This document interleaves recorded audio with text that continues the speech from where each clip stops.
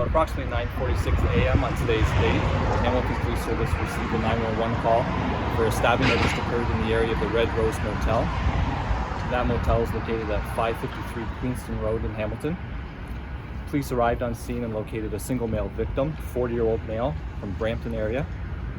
He was found with stab wounds and was transported to local hospital where he was later pronounced deceased from his wounds. At this time, we're not releasing the name of the victim, as family are still being located and notified of the death.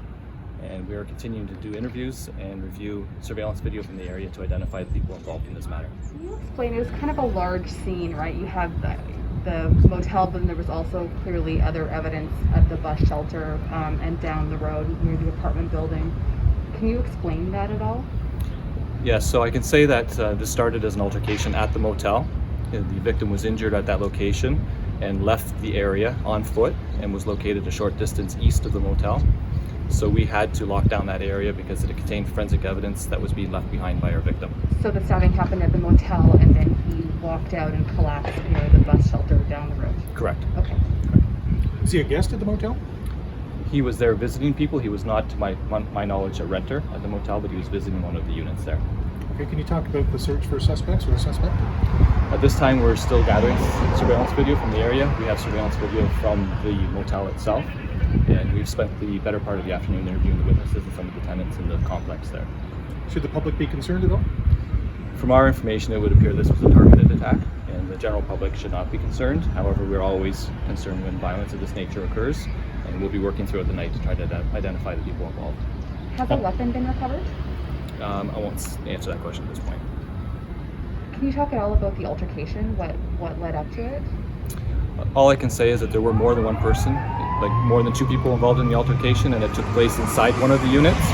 So unfortunately, we will be there probably all day tomorrow, having to do search warrants to get into the unit itself. And so we'll know better probably later tomorrow as to what's inside the unit.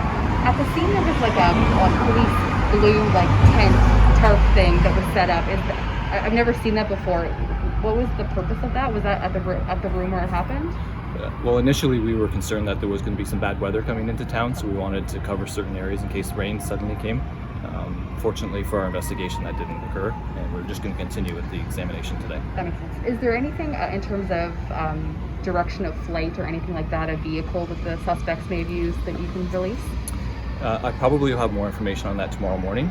We have some people that are reviewing that information right now, and we'll probably be able to solidify that in the morning. The victim, do you know why he was at the motel? Like he was visiting people? I'm not going to discuss that at this point. There are a number of apartment buildings in that area. Are you canvassing that neighborhood as well?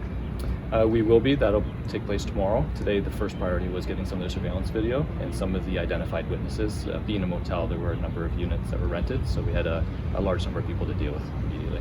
Did the video reveal any potential suspects? I mean, have you been able to at least make an identification of some sort that somebody was coming from the motel?